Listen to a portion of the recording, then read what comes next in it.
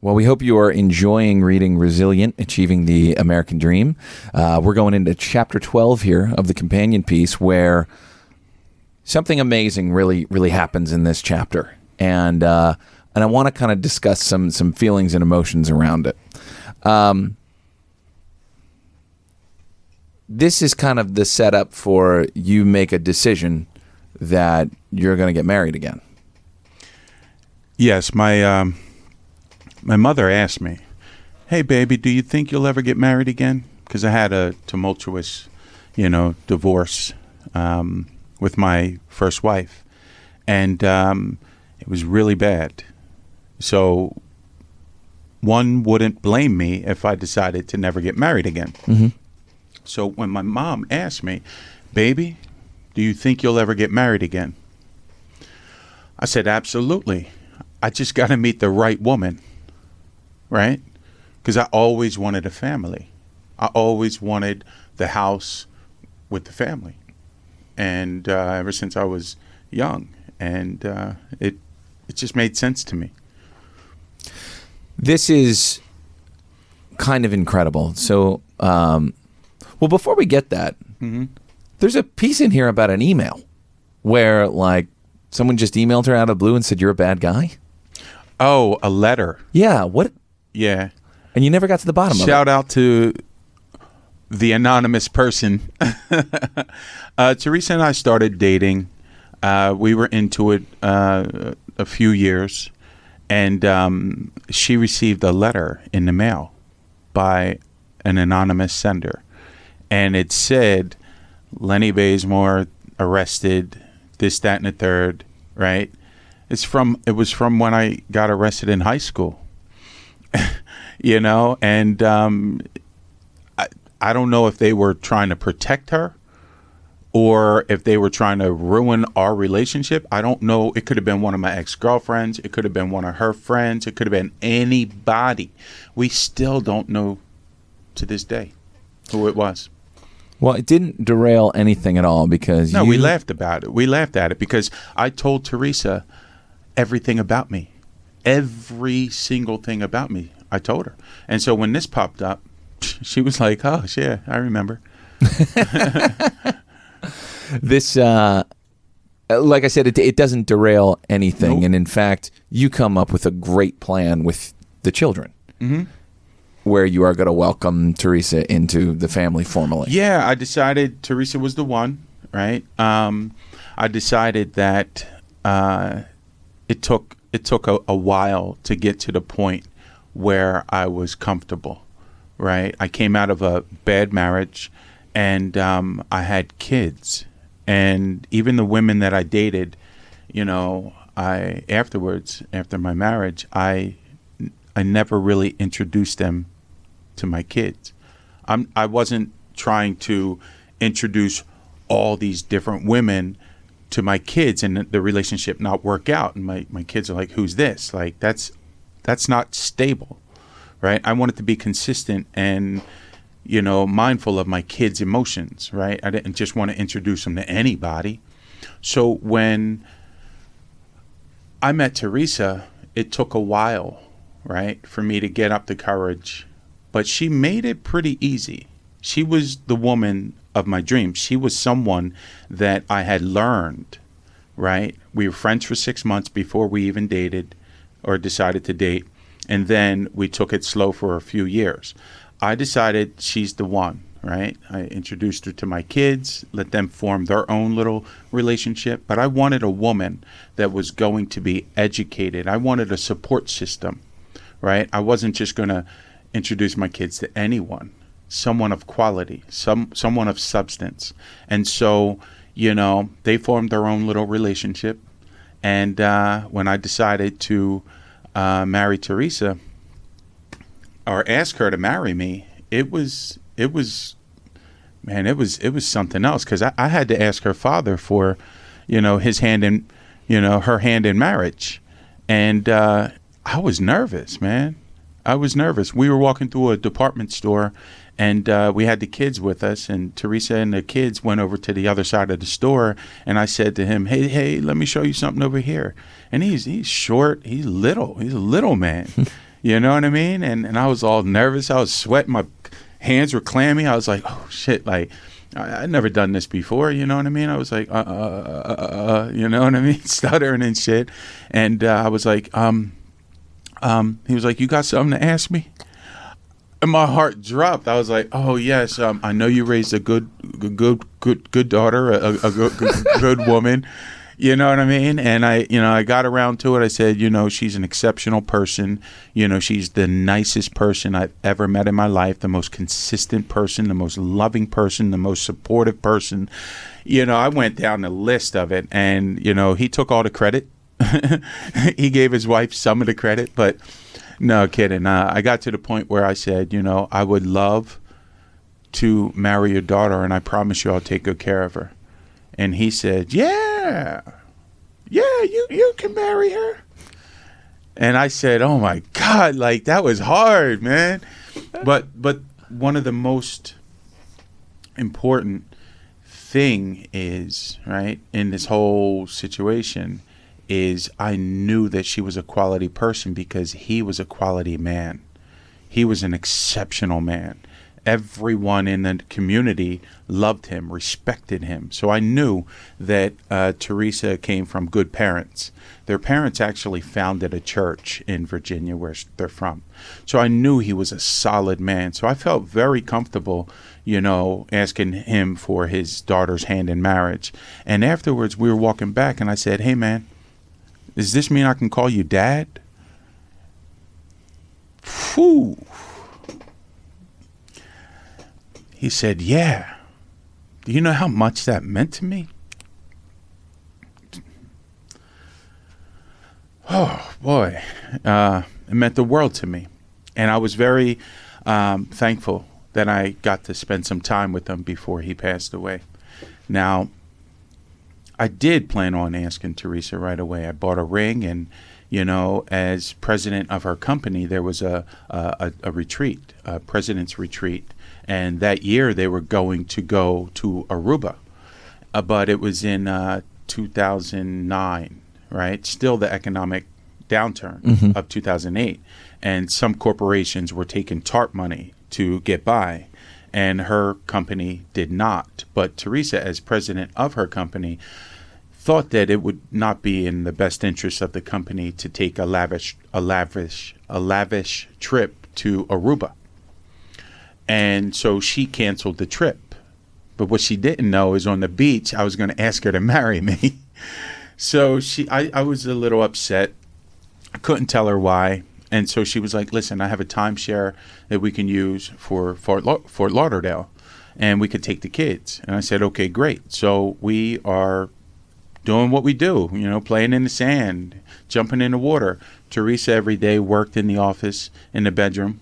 Right. And then she would come down after she made her conference calls and what have you. So me and the kids, she didn't know that we were planning this one special event. So we were out for dinner one night. We walk on the beach. The moon is setting beautifully on the ocean, shimmying, as Eddie Murphy would say, shimmying on the water, and and the waves crashing. It was awesome. The kids and I surrounded Teresa, holding hands. We all dropped to one knee and all said at the same time, Teresa, will you marry us? And she said yes. I love that line. Will you marry us? Why was it important that you guys phrased it that way? I had already had a built-in family, right? It's me, my kids, and that's all it was. I was a single father, right? She was an incredible woman, and we were bringing her into our family. And so I wanted her to feel supported, right? And that's why when we practiced during the day while she was making her conference calls, that's, all four of us, what do you think about this? What do you think about that? Oh, well, check this out. She could stand in the middle, and, each of my kids had say, right? And they all wanted to be part of this. And we wanted Teresa to be, to know that we all loved her and we were forming a family. So that's how it came about. And we're going to see why this chapter is titled Mother Teresa. So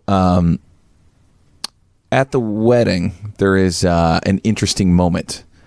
Outside, rain or shine.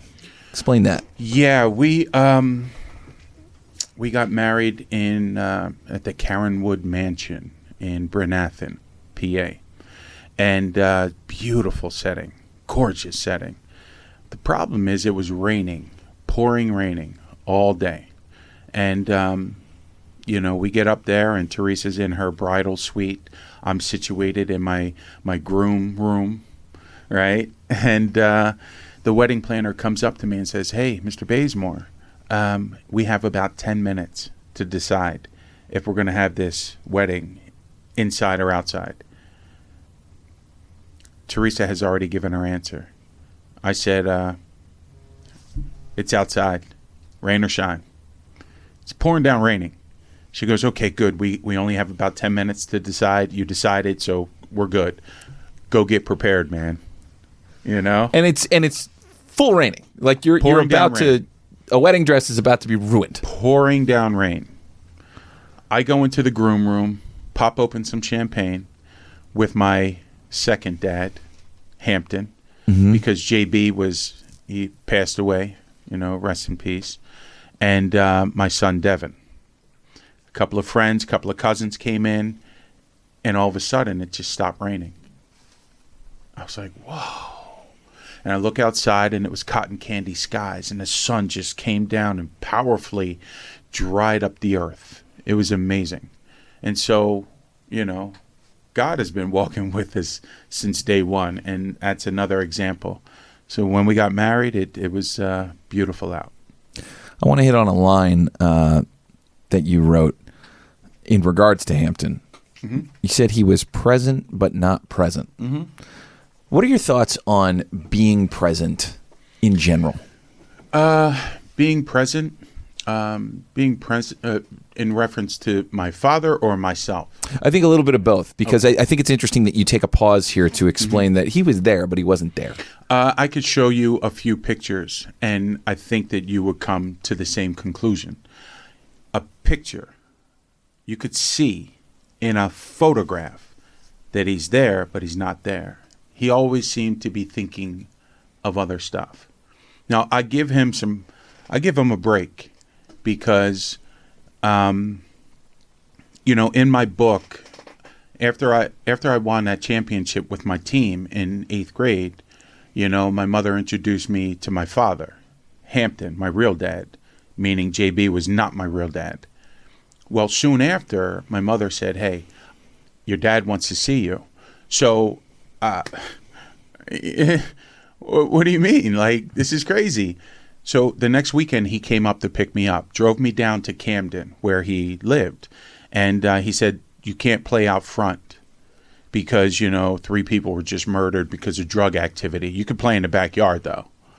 And I'm like, this whole thing is weird, man. I'm with this stranger and it's wild. But next to me in the car, right, on the trip down there was this little baby. Cute little baby. That's my little brother, right? It's my little brother, Hampton the third, Hampton Coleman the third. And we would go on to have a pretty good relationship. He was very defensive of me. He loved me very much, looked up to me, respected me. And I wish I would have spent more time with him, because when he turned 25, he actually died of lymphoma cancer. So I give Hampton a break when he seems to be thinking of other things while he's present, because he's probably thinking of my brother. And so at my wedding, he seemed like he was present, but not present, because his first son is getting married. I would speculate that he was probably thinking of the wedding that he will miss, right? Because my brother passed away. So I give him, a lot of grace here. That makes perfect sense. You always seem to be present. You always seem to be in the moment. I try to be. I try to live in a constant state of gratitude, right? When you grow up the way I did, right? A lack of certain things, but not knowing you're a have-not. You have moments, right, when you're just grateful for what you got, right? And I was able to carry over, even in my darkest, deepest depression, I was able to carry over gratitude. And I believe that's what got me through it all, right? In my darkest times at Aunt May's, when I'm crying myself to sleep because I have no food, and then I'm like, wait, I can't cry because I'll exert energy and that will make me more hungry. So I stuffed it down, right? Suppressed it. In my darkest days, the thing that got me through is the love of my 3 kids. They needed me. They needed me to be present. They needed me to be okay. And so I have a sense of gratefulness for all the little things I have in life. No matter where I get to, I'll always have that because I focus on that. And so at times, yes, it may seem that, Lenny Bazemore's present. And he is, right? Because we should be grateful for this moment. We're all lucky to be alive at the same time, and I cherish the fact that, I don't really like surface level relationships, right? I like acquaintances. Hi, how you doing? Small talk and all that. That's fine. But the insignificant surface level relationships I could do without. I try to make whoever's present with me, I try to make them understand that I'm present too. I want to be here with you. Otherwise, I'd leave. So it may seem like I'm always present because I am. I take responsibility for it, right? I want you to have a good, conversation with me and leave saying, oh, that guy's, is a good conversation. I want you to feel good around me because I know that I'm enough. And I want you to know that you're enough as well, right? So, I think it's important to give people your attention. I agree. And a segue here. Teresa's about to give a lot of attention to, quote, our kids after this. You also have a line in here saying, I needed to focus on creating a career for myself so I could keep up with her and do my part. This is the ascent. We're starting to fly here. Absolutely.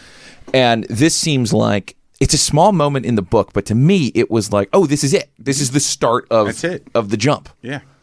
And the start of the jump happened when I transitioned and moved in with Aunt May, right? I was crying myself to sleep, and I snapped. I was like, this is it. This is where I just start my life over. This is where I end up not broke. This is where I change my life. This is where everything changes, and I will be successful. That's where it really, like, the juices really started to flow. I was just kicked out of my friend's house. You know what I'm saying? I had nowhere to go, and now I'm in a whole new place. Good. Let's go. It was hurtful.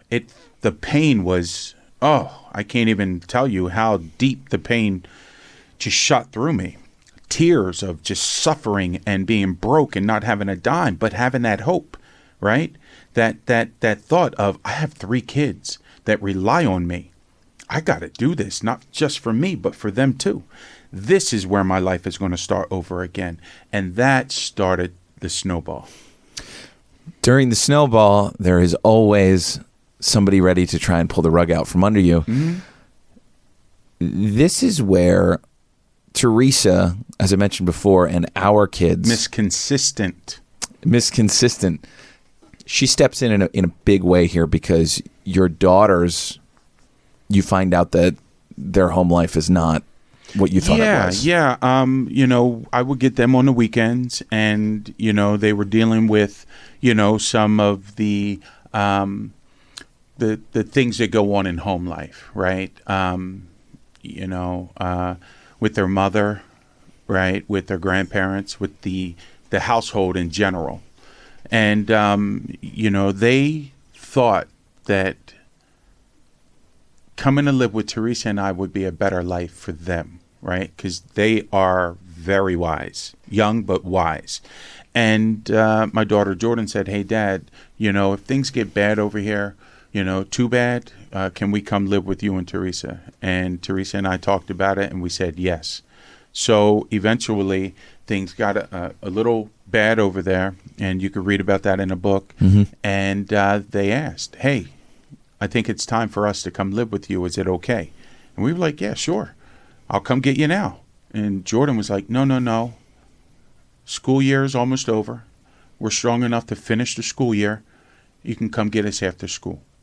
I was like, wow. Yeah. Right? Wise beyond her years. And so, that's what happened. And Teresa and I, we lived in South Philly at the time, and in a condominium, in a townhouse that she bought. Right? Check this out.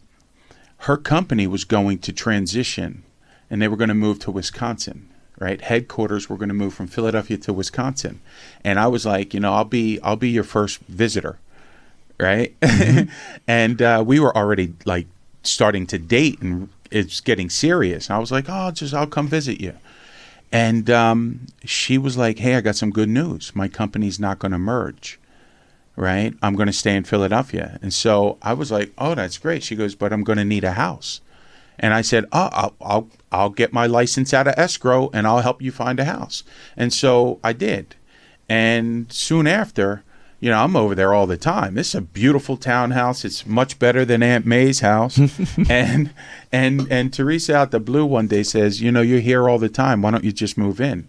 I was like, "Absolutely. I'm leaving West Philly, man. I'm going to a beautiful townhouse."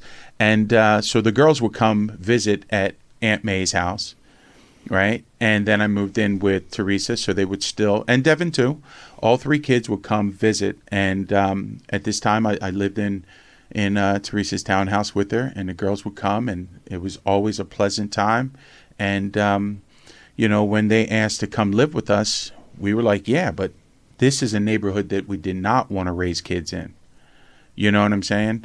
And because they would have to catch the bus. The Philly school system's kind of not great, right? So we wanted a better life for them. So I started searching and searching and searching for a new house.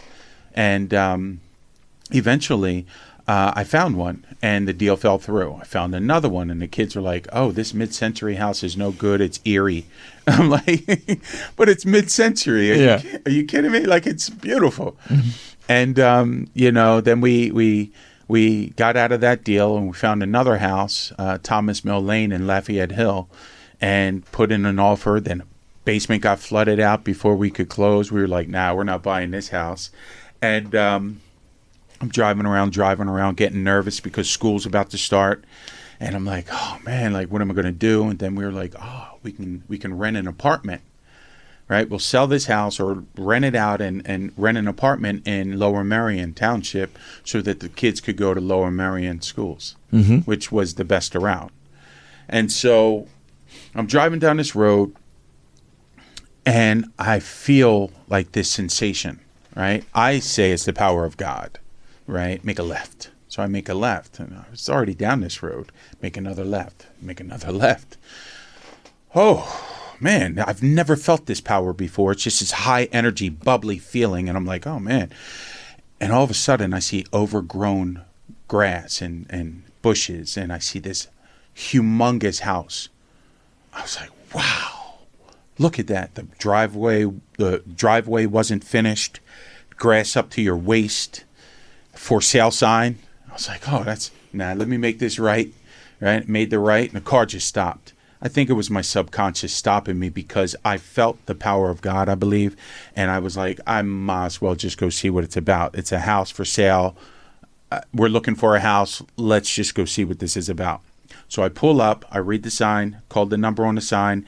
They answered. I gave them my code, my real estate code. At the time, you give a 4-digit code, boom, boom, boom. They give me the code to get in the front door. I'm looking at this massive house. I'm like, wow, it's unfinished. Open up the garage door from the inside. All the appliances are in the garage. I'm like, wow, this is a beautiful house in a beautiful neighborhood. I walk through the upstairs, downstairs. I go out back. I'm like, wow. I took a bunch of pictures. I showed Teresa when she got home from work. She was like, wow. I said, hey, I'll tell you what, I'm going to pick you up from work and I'll take you over. So I did. We're standing out back. We're looking at this house. This house is 10,500 square feet, almost 11,000 square feet in Lower Merion. And I'm like, I said, I can do this. She goes, you think you can do this? I said, I'm from Norristown. I could do anything. I read that in the book. Yeah. Right? Yeah. And that's what people from Norristown believe, man. It's real. It's in the DNA of a person from Norristown. So I was like, yeah, I could do this. So we put in an offer. Little did I know, there was a builder who was building that. He was building a few other houses just like that in other counties, Chester County, and or Westchester County. And I put in the offer, and the house was listed for $1.9 million. I put in an offer for $900,000.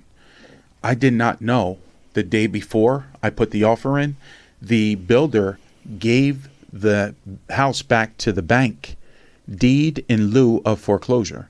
Because the bank threatened, hey, you're not paying, we're going to foreclose on you. And he didn't want that bad credit because he had other properties that he was developing. And so he could afford to let that one go to maintain good credit with the bank. And so he gave it back to the bank the day before I viewed it with Teresa. And so the next day we put the offer in. It got forwarded to the bank because now, one day later, the bank owns it. And the bank countered at 1.1425. And we said yes. And the only reason we could afford that house is because, rest in peace, Teresa's father had passed away and left her a house in Virginia. And she quickly sold that house. We got $200,000 and we were able to put that down on the house. Then we got a loan and we could finish the house. And so we got married on July 10th. When we got married, the girls were in the wedding. The girls had already moved in with us, right? Because it was summertime, school was out. And we ended up going on our honeymoon as the house got fixed all at the same time. That's a lot of stress. So we get back and the house is supposed to be done. Well, we had no place to go. We anticipated moving into the house and the builder messed up. He forgot to put a hood in above the stove. And so we moved into the house, but we had to sign a letter for Lower Merion Township saying we would not cook in the house. So it took like 3 weeks of fixing the hood. And nobody could figure out how to fix the hood because it was an unusual circumstance. And I said, well, the appliances are Thermador. So I called Thermador. I said, hey, this is Lenny Bazemore. I have a house. We're having some trouble over here. We need to figure out where to put the hood. They came over, met my GC, and we determined where to put the hood with their help. And so 3 weeks of eating out every night, I got so sick and tired of it, man. But the honeymoon was great, and the girls were now in Lower Merion School. So something that's not in the book, well, maybe it might be in the book. I forget. It is in the book. I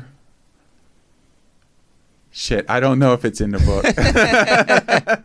But in 2017, we were at a party in the Hollywood Hills.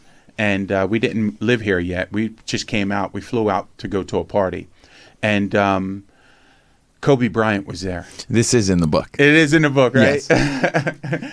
And, my daughter was like, yo, Dad, that's Kobe. That's Kobe Bryant. I was like, yeah, you want to go meet him? Because, we're at a Hollywood Hills party. Like, a whole bunch of celebrities are there. Of course you can go up and meet him. You just don't be like, yo, what's up? Hey. So my daughter was like, yeah, I want to meet him. So we go up. I was like, hey, Kobe, my name's Lenny. It's my daughter, Alexis. She goes to Harriton. He was like, Harriton? It's a rival school, right? Mm-hmm. It's up the street from Lower Merion where Kobe played basketball, right?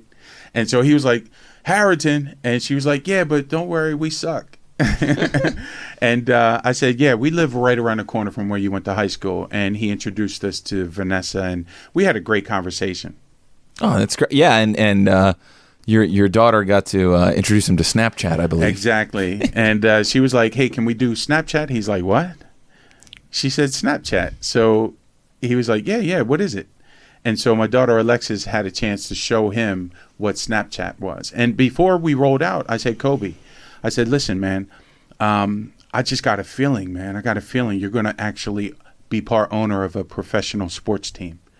And he was like, what?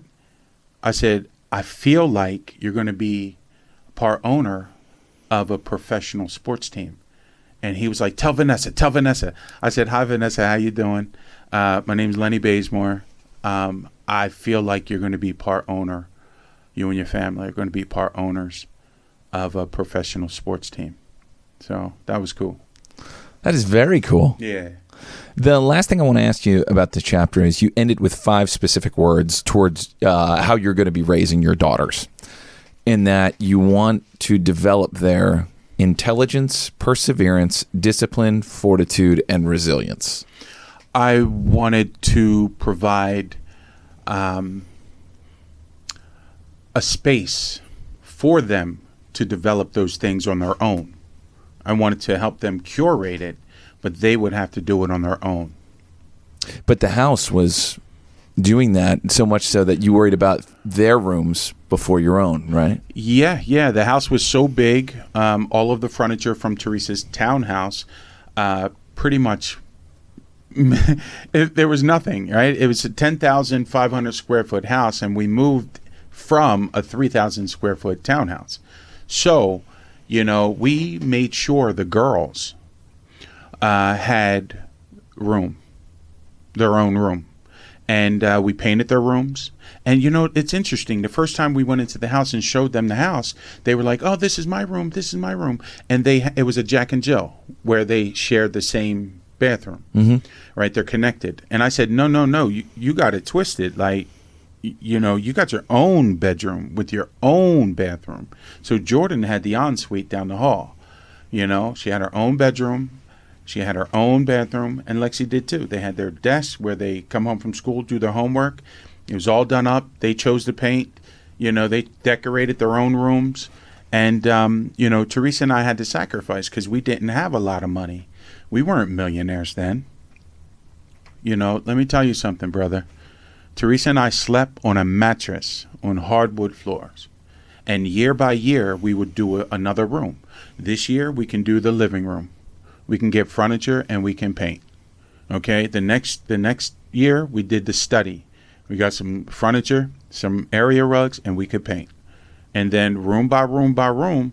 And then Teresa, one day she was like, hey, I think we're getting ready to be able to do the landscaping. Because I would just have a guy come and tell you what, I'm talented. I'm a very good creative person. Right. And so I designed all of the, exterior landscaping, manicured. We had rose bushes. We had sculptures with uplighting. We even had a grafted apple tree with 6 different types of apples that grew on 6 different vines. Yep. Wow. Yeah. Blueberry bushes, right? Serpentine walkway to the house. Beautiful. The address was 324 Fawn Hill Lane. Look it up. See the house. It's beautiful. So, yeah. And it was an interesting decision to get there, but it seems like it really continued to send you on this path that you were going. Well, the path was to fortify our family, build a family that we could be proud of, and just fortify it. And with doing that, Teresa and I set out to ensure that the girls had an amazing childhood, right? They had the foundation. We wanted to get them to college. My son Devin had moved back in with his mom after Valley Forge Military Academy. And when he turned 18, he was like, yo, I'm out. He moved to Florida, and he just went about life in a way that I did not want him to. But he was 18. He could do whatever he wanted. But the girls, we had control over them because, they were still minors. And I actually went to court and got full legal and physical custody of them because I did not want to ask their mother for permission to take them out of state, when we would travel. Because Teresa and I thought That's a good point. you know what I mean? We thought that it was a good idea to get them, used to traveling and introduce them to other cultures. So, we took them to China for 3 weeks, which is a beautiful country. We took them to Europe, right? Spain. They've been to 5 continents. I've been to 7, right? They've been to 5. The other 2, Australia and Antarctica, they got to get there on their own. And that'll do it for chapter 12.